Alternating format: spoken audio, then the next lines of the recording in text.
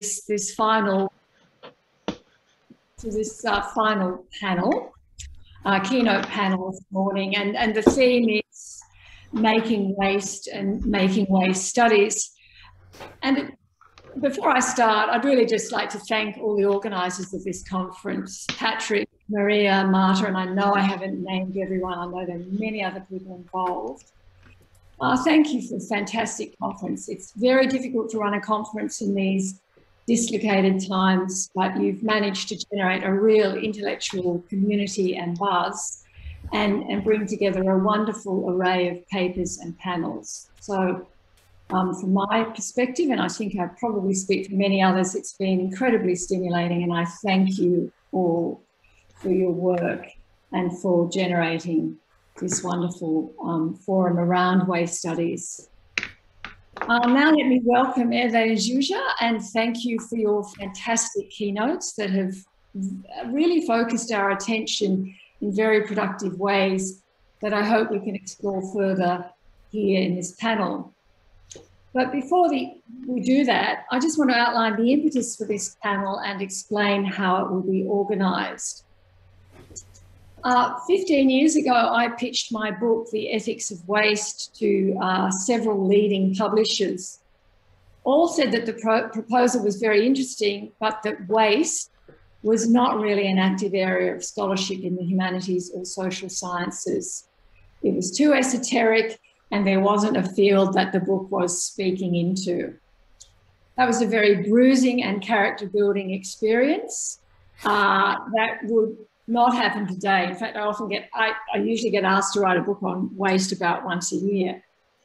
The extent of publishing on waste that we witness now in numerous disciplines, geography, sociology, science and technology studies, material culture studies, architecture, cultural studies, environmental studies, over the last 10 years has been phenomenal and incredibly rich. We've also seen a huge range of special issues in journals, all focused on waste, a growing number of books. And so what we are experiencing now in this conference is very much evidence of it, is a huge upsurge in thinking about waste, a huge upsurge in very rich empirical investigations of its production and circulation, policy critiques, material analyses of it, and much more. And I guess one of the reasons why I thought about suggesting this panel was I was interested in why. How can you explain this eruption of thinking about waste? Why is the field of waste or discard studies, and we'll get to that distinction later, growing so rapidly? Is it because of the vibrancy of related debates focused on questions of value, on materiality, on flow and circulation, huge rise of work going on around infrastructure? Or is it because of the sheer force of waste in the world? Its unavoidable presence as systems to manage it are unable to cope, as mass pollution events from oil spills to microplastics are becoming, increasingly normal, because we're really witnessing a decaying world. Obviously, I think it's both those forces. New social theory that we've seen across the humanities and social sciences for longer than the last 10 years, much longer. But that new social theory has much to offer analyses of waste. At the same time as thinking about waste has often been at the leading edge of new theory. And waste itself is an issue of overwhelming, pressing social concern. As someone working in plastics, it's not an exaggeration to say that the global plastics waste crisis is akin to climate change in its reach, in its impacts, and in its threats to planetary systems and life. So the purpose of this panel is to explore this interconnection between the spectre and presence and material force of waste and the emergence of new thinking about waste and discard studies, a field that is concerned with new ways of knowing waste and acting with and on it. Waste theory is, after all, already cultural theory, it's political theory, it's economic theory. To think about waste is to participate in the production of social theory, because waste makes the social, like food does, like sewers do, like packaging does. The fundamental question that perhaps we are all wrestling with is, how does waste make the social? So to the panel, and I want to now bring in Herve and Zsuzsa into the conversation to get your thoughts on these issues and more. I'd also really like to include the audience as we go along to see this as a community conversation. I'd like to make it as inclusive as possible, despite the incredible distances that we are apart. So please feel free to put your questions to the conversation by raising your hand. I can't actually see the chat function at the moment on my computer, but please contribute to the conversation that's going on. Please, if you want to sort of add to and extend the thinking that we're exploring, that's great. If you want to suggest a new line of thought or an angle that we haven't touched, perhaps we could leave that till the end. Okay, so the first question I'd like to put to you both is, Herve, in your paper, you sought to connect or situate waste in growing debates about the Anthropocene, to think about how waste is implicated in making this new geological age. Zsuzsa, you connected waste studies to global studies in order to show how waste and its sort of empirical forms and conceptualization and movement demands a rethink of global studies and processes and various categories that are taken for granted in that field. What I want to ask you both is this mode or method a defining characteristic of waste studies? That is using waste to rethink current debates in social theory, not just to critique, but to actually complicate and extend existing social theory, what you think waste studies is? Or is waste studies something else? What makes waste studies distinctive? Are we using new social theories to think about waste? Or are distinctive theories of waste that are coming from within waste studies actually helping to generate new understandings of the social and new forms of theorising? So does anyone want to kick off with that? I could start if Herve is okay with that. Right. Thank you, Gay. I'm also reminded that when I decided to write my dissertation about waste, one of my professors said, "Why study waste? Why not study people?" It's come a long way. And yeah, it's really been rewarding to see how much waste studies as an interdisciplinary field has grown. And I'm not just talking about the volume, but I'm talking exactly about the theoretical and methodological sophistication that you, Gay, have referred to. Maybe one interesting way to start would be to look at the relationship between the two words waste and studies and compare it to other studies. For example, if you look at cultural studies or queer studies or, you know, global studies, it could be a little bit different relationship because in cultural studies, you're not studying culture, right? In queer studies, you're not studying queers, you're using a particular perspective on society, right? Waste studies, I think, is still in that mode where what defines it primarily is the topic. Although we have seen theoretical ambitions to use waste as a lens on society, but I think that has been a relatively lesser focus. So that would be my initial just intervention to think about the relationship between the two words in the name waste studies. It's very interesting, and you're right, it's quite different to the way queer studies operates, which is an attempt to kind of queer and disrupt yes. Certain modes of knowledge and certain sorts of persistent exclusions in knowledge. So that's a very good point to make. Herve, what are your thoughts on what is waste studies? What makes it distinctive? I would just begin by, since you were mentioning when you launched your book about the ethics of waste, and Zsuzsa, I remember when really beginning of starting waste, I was at kind of a meeting with plenty of people in business administration, and people say, what are you doing? Oh, I am too into accounting, and I'm studying leadership, and we're going, and we're the last one, and people studying strategy say, well, I'm studying waste. And then the presenter said, oh, what an anticlimax. So I think that's very interesting, because we have a similar experience that coming from, in a way that the waste studies has had long time the stigma associated to waste. And the stigma is contagious. Contagious is the term that it's contaminating the people who are working with waste. And we see this very clearly with standard fight, for example, of informal waste collectors and waste recyclers who are standing to fight for their status. And we see also that with this paper yesterday about the fat mountain.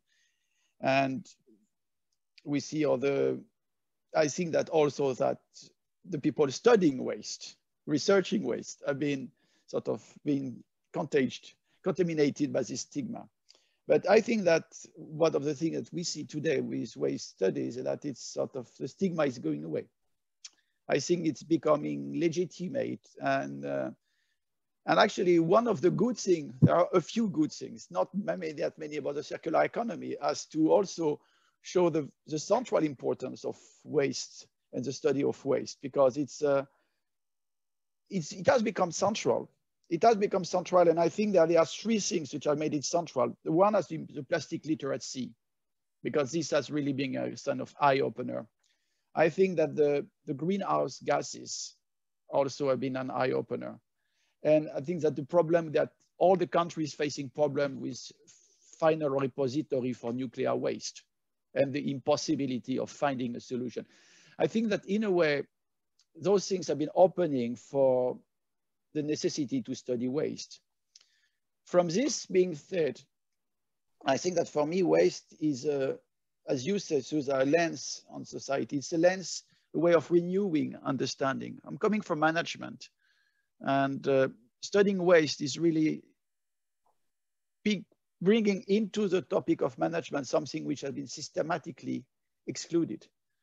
And here, I think that I'm still very impressed by the very early in my career when I read Foucault's History of Madness, when he explained that if you want to understand inside, then you have to look at madness. You have to look at what is excluded to understand what is inside. And I think this is what the point of waste.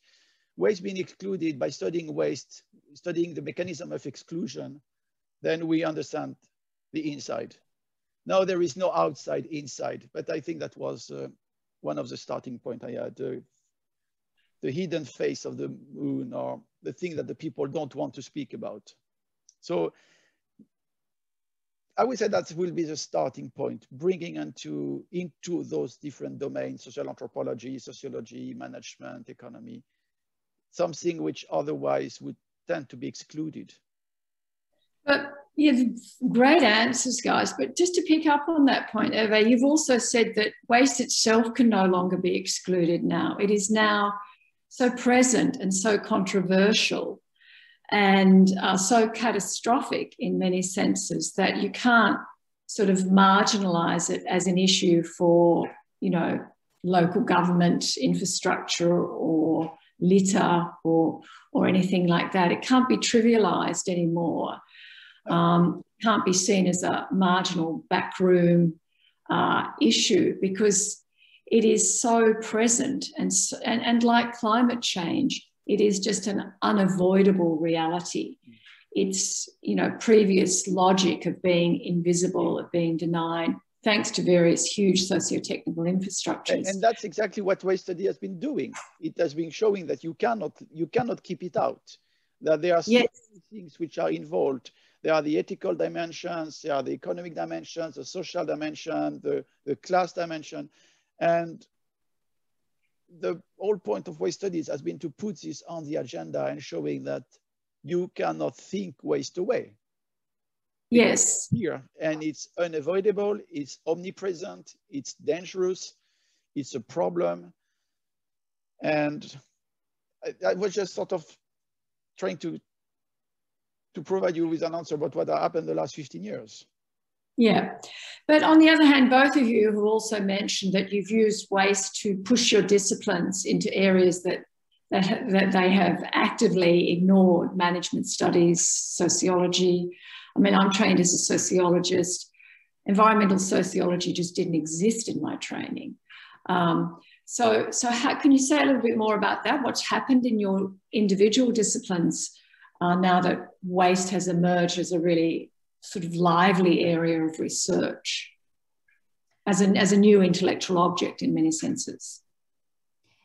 So when I was trained, environmental sociology was one of my key areas of, exams, like qualifying exams.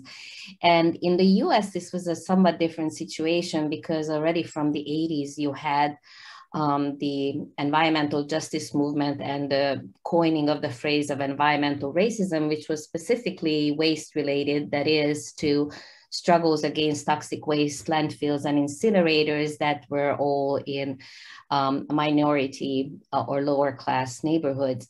And so I think that beginning of the waste topic in sociology has really stemmed its impact on how sociology, at least in the US, deals with waste. To this day, it remained a mostly social movement, sociology of race, and to a lesser extent, political economy focus. In Europe, I think in sociology and geography, primarily started looking at waste from another subdisciplinary direction, and that was consumption, right? Yes. And I think that has to do with the fact that at least at that time, the US has been seen and has been a much more racially divided society than Europe. Of course, I wouldn't say the same thing today. But so I remember in the 90s, I was asking environmental sociologist colleagues in Europe and asking about racial class inequalities. And they looked at me like I was from Mars, because the inequalities were ignored, or they weren't there to the same extent, or didn't manifest in the same ways as they did in the US. Yeah. Right, great answer. Herve, do you want to say about your impact on shaking up management studies and organization studies briefly? Well, you have to understand that where the topic was. When I was, for example, I was in a business school between 81 and 84. And as far as I remember, I don't think the word environment was pronounced. And I remember the only thing that, for example, there was quite an extended about forest and forestry. And the whole point was also to cut the trees down to sell it. Cut the trees down and sell it. And that was the only relationship. That's really kind of a paradigm of extractivism. It's very strong.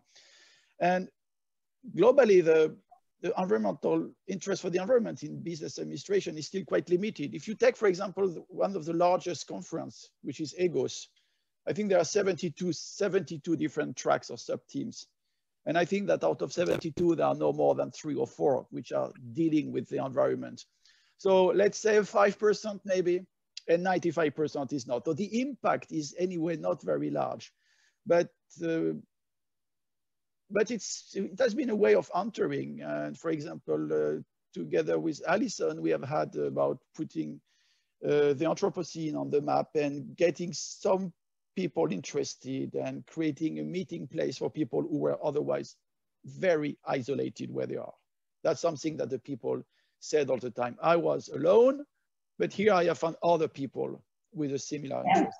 So it's not like that. It's not like in no way the impact about waste of waste studies in management is very, very strong, but there is now a place, and there is some people speaking about it. The circular economy is slightly different because it's a discourse which is much more compatible with traditional managerial discourse, which is why I think the circular economy is a popular concept, because it's very management compatible. Yes. We've got a question from Maria. Please contribute. Thank you. It's just more like I keep an eye on the chat, and there are some people contributing on the idea of how fashionable is waste studies or not. As Heike was saying, do fashion studies and waste studies belong together? And then Barbara Chinaska was saying, in that sense, the waste is now a fashionable study topic. Then if that's the case, yes. But then Stefan Lasser continues saying something like, is it really fashionable though? Confessing to studying waste still lets people giggle. But yes, everyone somehow understands, and there is less of a need for justification. So agreeing with the panelists somehow. And yeah, and then Barbara answers again, but the giggle changed its tone from ridiculing to appreciative. So in general, the Anthropocene is super fashionable. Yeah, yeah. No, it's now being overtaken in Australia by planetary social theory. So, which is, you know, an offshoot of the Anthropocene for sure. Patrick, did you want to add something? Thanks, Maria. Just really quickly, this conference is arranged in a business school, and I'm in the public administration department. It's been sent out numerous times to all the colleagues. Just look around how many of them there are here. I think exactly few. So that says something as well, how fashionable it is. Maybe, or maybe it's just our mails that are not really well written. I don't know, but I don't see. It's not that easy to enthusiasm people without outside of the study, so to speak. Yeah, interesting. Okay, let's move on. Another question that really struck me from your paper, Zsuzsa, yesterday was the fact that most waste studies, and I also have this response as well, and it's been really reinforced also by reading a great paper by Herve earlier in the year, where he with a colleague studied waste prevention in a couple of organisations. So most waste studies start from the fact of waste, and then they're driven by what are the dynamics of classifying it, managing it, commodifying it, circulating, or whatever. So I would say that in a lot of waste theory, waste studies, and particularly the circular economy discourse, waste is actually quite normalized. And we don't look at the dynamics of normalization. We don't look at the dynamics of classification. We don't look at how much waste is an indeterminate, unstable category that gets pinned down through various sorts of processes. There's also sort of, I think, a certain hostility to theory, theorizing what is waste when the empirical problem seems so huge. There's quite a strong pressure, as you mentioned, towards positivist social theory. And so from my background and experience, theoretical debates around what is actually waste are really critical. They speak to the whole debate around, you know, Deleuzean social theory and philosophy around the virtual and the dynamics of actualizing, classification, debates around value creation. The other sort of debates that have gone on for centuries, in fact, around surplus and excess.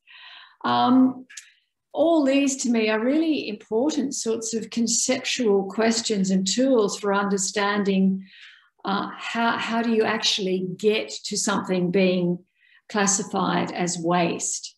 So if either of you had to give a brief theoretical definition of waste, what would it be if you had to just focus on some critical theoretical elements that were generally present in the process of getting to waste? Well, shall I go first? Yeah. From the very beginning, I started dealing with waste. I always liked K.A. Gourlay's definition: waste is a material we fail to use. it's general or meta enough that you haven't said anything yet why we haven't used it or what that material is, but already in it is the human social element. And I think it's really interesting that, as you know, almost all waste studies scholars cite Mary Douglas. And I think it's maybe important to remember that Douglas's goal was not to define waste, and probably not even dirt, but to define and conceptualize how power works. Because it's about creating order, it's about classification and its role in controlling people and controlling spaces in which people live.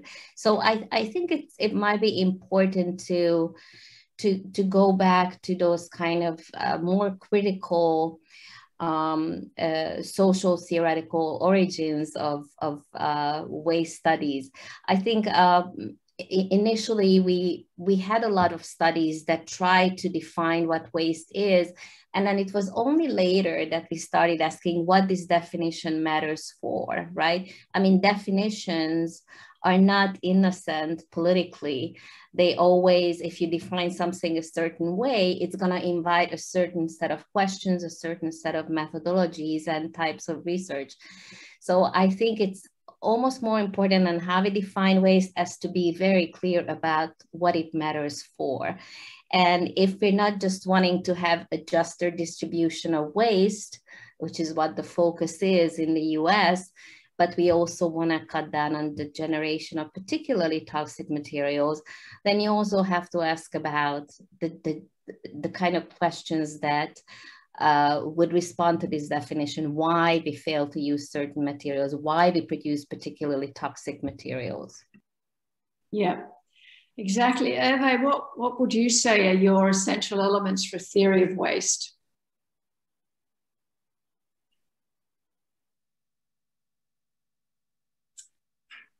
We can't hear you. It is better now. Yeah. I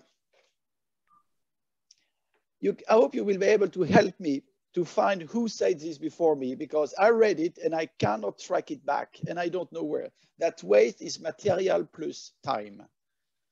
And I would be very grateful if someone can tell me who found this definition of waste, because I've not been able to find. For me, that's material plus time. And here, I think that my view is different from yours, Zsuzsa, that I do not have use in it. The notion of use for me is more connected to the notion of intention, to the notion of resource. Whereas I think that waste, if you just reduce this to material plus time, you sort of stress the unavoidable character of waste, the unavoidable character of decay, that things are sort of falling into waste with or without our intervention, with or without human beings being sort of actively producing waste. And then, of course, it's also what we say about it. So that will be what we say about material over time.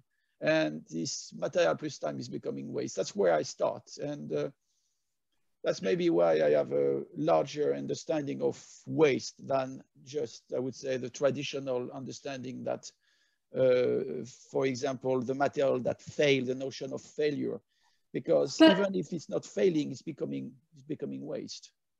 Can I sort of, I guess, challenge that a bit? Because if you think about, I mean, that seems to me to implicitly favor materiality and inevitable decay. Yet if you look at something like disposability, that seems to implicitly favor notions of materiality and inevitable decay over time. Whereas if you look at something like plastic, it is rendered without value. Disposable or single-use plastics are rendered without value in a really rapid period of time. Yet the material is really not going to decay. So the sort of time and material relationship there is really distorted. And that is because of a whole sort of economy driven by extraction, the sort of disposability of materials, the sort of take economies. So time and materials, I think, are always, that relationship is always social and always being, you know, configured by a huge range of forces. Does that make sense? Yes, and I'm not excluding this when I mean that material. And I'm so grateful to Stefan Lasser, who found the quote by Brian Friel that the book Waste from the Theory Object Lesson. Waste is every object plus time. Thank you so much. Now I can use the definition. Now I know who coined it. And yes, but that's also the thing, that time is not absolute. It's not without the people. And for example, when there's this single-use plastic, and I think that what makes it fascinating, it takes 3 million years to do the oil. It takes a tenth of a second to produce the cup. It takes 2 minutes to use it, and then it will be there for 3,000 years again. That's the notion. That what I mean, this strange character of time. And when you start to compare the different period of time for the social life of the object, this is where I think it's important to the notion of material plus time, the object plus time is working. Yeah. It's not a question of use for me. And I would like to maybe to hear the answer by Zsuzsa about this, because we seem to disagree. Well, I'll throw in another element. What about the question of value? Because for me, one of the great ignored waste theory books is Thompson's Rubbish Theory, which is just a really important book. I see now that it's been reissued with a beautiful introductory essay by Josh Reno. But so if you shift from use to value, that to me opens up a whole range of other really interesting questions that also point to temporality, because of course Thompson argues that there are different sort of regimes of value in a sense. There's durable regimes, there's transient regimes, and waste of course is sitting in this sort of limbo in between them, making itself available to be revalued or for other values to be activated, but not necessarily. So if you put time and materials, use and value into the equation, to me, you're getting some key elements. What do you think, Zsuzsa? I always thought that tying waste to value could be very misleading.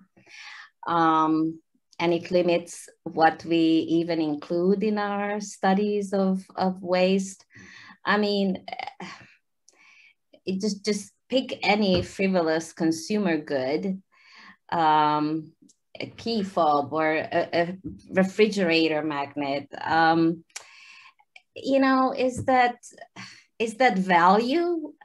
Honestly, so I just really want to have a much broader sense of waste that doesn't start when the useful end of the product is over, because, you know, that refrigerator magnet is probably gonna last out my grandchildren and great-grandchildren, but is it really value? So, you know, I've been really struggling with this. I don't want to start with value. I want to start with matter. I want to start with materiality, because for me, the biggest problem of waste is its sheer physical quantity and its toxicity.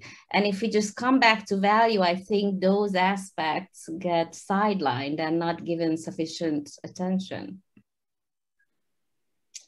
Oh, interesting. I disagree, but we better move on. And my answer to your thing, then, I would say that more than value is a question of valuation. Then I'm really into this move from value to valuation studies, because by value, we are still trying to pin down some kind of essence of things. Whereas by pointing at valuation, we get an opening towards the social processes that make us value or not value, for example, the magnet on the fridge, or for example, so I also think, and I agree with you, Zsuzsa, that the central dimension of waste is the materiality. It's a stuff which is there, and it's a strange materiality, and it's relational, it's changing, it's toxic, and it's moving. And I think that the materiality is a very strong point of departure for waste. And if you want to have people in it, then valuation, yes. But, you know, I think the danger with that line is that you can get into a material essentialism, and materials have to be actualized in terms of what capacities of them are going to matter, how are they going to be, you know, enrolled in various economic processes or as commodities. So if you take plastic, you know, various aspects of it are actively enrolled. Others, such as its durability, is often completely excluded. So, you know, materiality has to be done. It's not just an essential force. So if we move on then to the third area I wanted to talk about was the sort of difference between discard studies and waste studies. In the US, of course, Max Liboiron has, you know, played a really incredibly valuable, globally important role in setting up the Discard Studies blog and platform. And she argues that, you know, why she uses the categorization of discard studies is that waste studies is, as you've mentioned, Zsuzsa, tends to be trapped by its focus on objects, by its focus on rubbish and recyclables. And it doesn't look at the idea, that excludes the notion of discard and discarding and discards as a kind of social force that's central in all social organizations, in the sense that there will be things that are excluded, there will be things that won't enter into classificatory regimes. So, and if you have the notion of discard, then you're looking at discarding as a complex process that doesn't just include waste objects, but obviously includes people, landscapes, cultures. So what do you think about the distinction between discard studies and waste studies?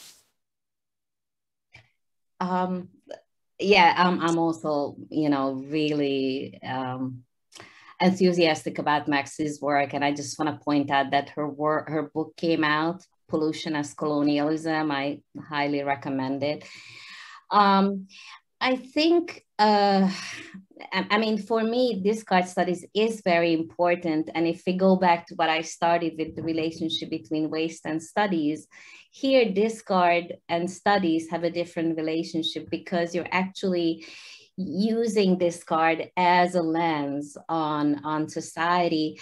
And they don't focus just on things that we commonly define as a waste material. They also look at, for example, digital discards. So things that don't necessarily have a physical, tangible presence. And I think it's a very important complement to waste studies, but I think it's important to point out the distinctions.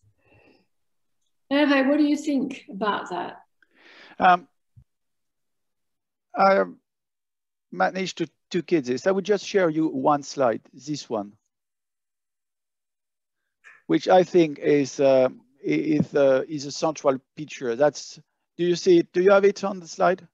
It's fabulous. I think that where we move from the left to the right, and I think that's really a strong thing about discard studies, whereas this from extraction, from the production, it's going into a social view, which I think the strengths of the discard studies, and sort of putting waste in a context and making waste very clearly a political matter. And for example, the title that pollution as colonialism is a political project. And I think this is maybe where the difference is with discard studies, is openly and very clearly setting waste in a context. So if waste studies is focusing on waste, discard studies is opening waste toward the other end. So then it's a question of degree. And also the difference between discard studies and waste studies would be that discard is something that people do. So you have a very clear shift in focus, but the overlap is considerable. And I personally consider that discard studies is the place where all waste interested people should be all the time. I think that the best mail I get is the dirt. There is no mail which is superior to the dirt. Sorry for all the mail and the people who send me mail. I think this is the most interesting things. Yeah, it's a tribute to Max and her incredible work. So yeah, thanks. That's a very interesting sort of teasing out of that distinction and the huge overlap between them, but also the limits of waste studies and the ways in which it is kind of trapped by its object, and the ways in which discarding is a practice or an action that drives so many activities from valuation to everyday life, and opens up more questions, I guess, in the way that queer studies does. What happens to social theory when you focus on discarding and devaluing as sort of driving logics that are often hidden and not really recognized? So the next, I mean, that leads me to my next question, which is what do you think are the blind spots in waste studies? What is getting left out in our current focus? I think there's been a very belated recognition that there's been way too much focus on household wastes. That there has not been enough. For me, my gripe in this area is that there's not enough analyses of the dynamics of economization, and I make that very powerfully as something that's quite different from the political economy of waste, which is global circulation of waste materials. The dynamics of economization, or how economies are arranged and organized, who's enrolled, STS-inflected economic sociology, that is, of course, huge in Europe, I think has been slow to really wrestle with how waste is often a very essential element and activity that underpins a lot of economic arrangements. And so that would be my gripe. But I wonder what your dissatisfactions or frustrations are with the field in terms of what is not being looked at enough. I can start. Yeah. I think that one thing which I personally think is missing is the role of global value chains. And I would say the global economic organization of transnational companies, the interconnection of economies, national economies in a global economic system, and waste. I think there has not been enough understanding of the role of this global value chain in creating the condition for the systematic wasting that we are witnessing. And I ask to begin because I think that what you suggested in your keynotes, Zsuzsa, yesterday is an opening in the same direction. There is also another aspect maybe, but there are more things done, which are the gender class dimension of waste, because it's not waste, not the same waste for everybody, by everybody, and not the same impact. And I think that we could be more systematic here. But there are more work done about gender, class, and waste than there are work being done, to my knowledge, about waste in global value chains and the global value chains impact on waste. Zsuzsa. Yeah, no, I agree with both of you. I think, compared to the percentage of household waste to the overall waste we generate, household and consumer waste have received outsized attention. And I'm really worried here that we are letting the data tail wag the theory dog, right? So we're going where we can access data rather than prying open production data. And I'm actually would be curious to hear from European colleagues, because my understanding of the REACH policy that opened up this European level intervention into the material composition of manufacturers, that maybe that creates an opening for accessing different types of data.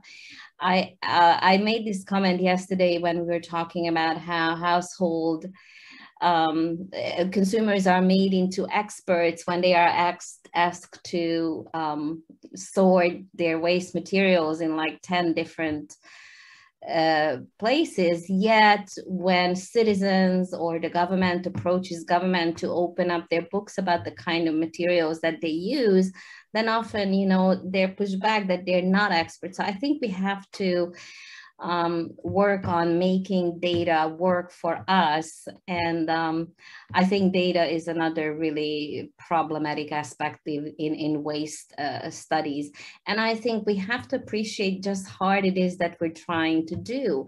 In all other areas of scholarship, usually there is some accessibility to data.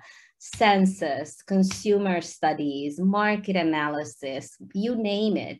In waste studies, the data often doesn't exist, except in these very problematic ways that Daniel and his colleagues pointed out. And of course, they do specific work. They lead us away from what is really important and socially, you know, merited. So that is my big fear, that we're just following the most accessible, lowest hanging fruit of information. Yeah, that's great points. And yet, you know, if you think about some of the really interesting areas that are going on around community economies research, transition economies, decarbonising, these projects which are driven by huge social movements, but also major innovative policy framings and, you know, really interesting NGOs. And I would put the Ellen MacArthur Foundation in there. What you are seeing, and I've been slammed for that, for actually, you know, supporting an organisation that's working with huge global corporations. But what you see now is, and the circular economy has also done this, is an attempt to really foreground how our economy is organised in ways that structural wasting is just fundamental. And how would you reorganise economic actions to actually stop that, to actually try and either prevent waste or generate different sorts of relationships with materials when their first life is over. So I think the circular economy, this debate is interesting because it's focusing on the shape of economies, the dynamics of economies. And it's imagining other ways of making economies that transition away from various practices. But it ultimately becomes, you know, in many senses, in Australia anyway, it's really being captured by the waste sector. It's being seen as a new market opportunity.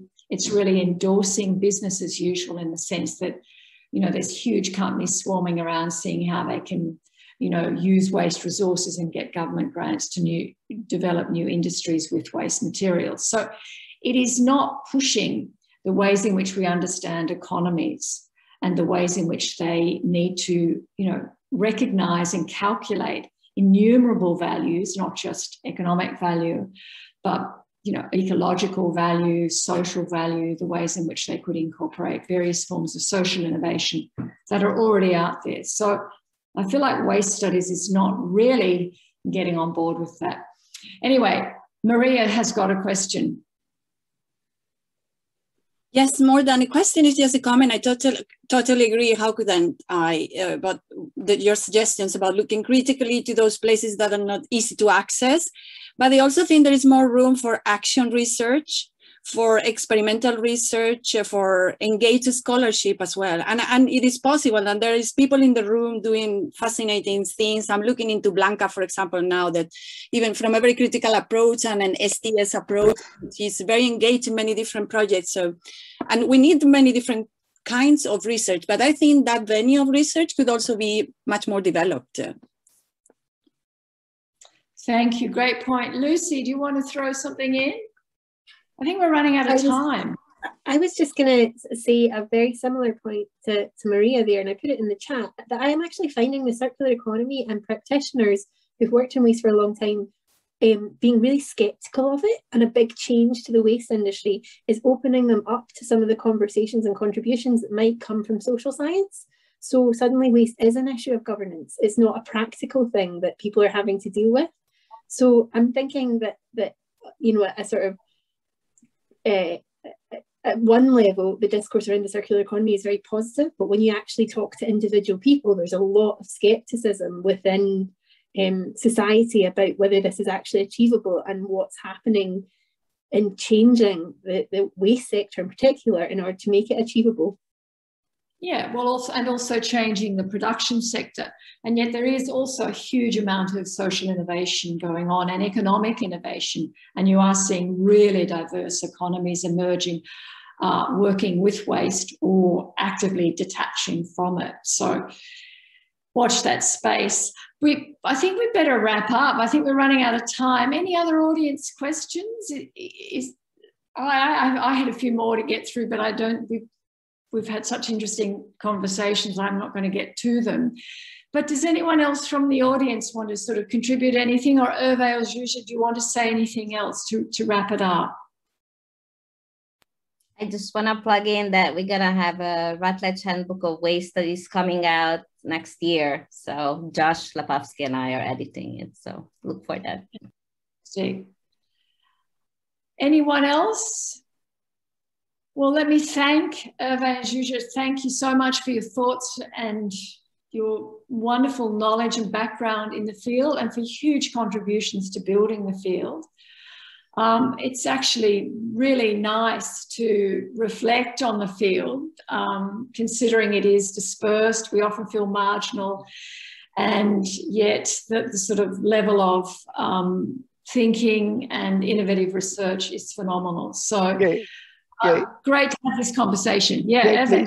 Yes, there is someone we should mention too that we have not. We should mention Nikki Gregson too, because Nikki Gregson has been an essential person for the systematic study of waste and also the starting really a huge interest of geographers for waste. Yes. We have been mentioning sociologists and economists, but we really need, and that's, I think she has been a very important person.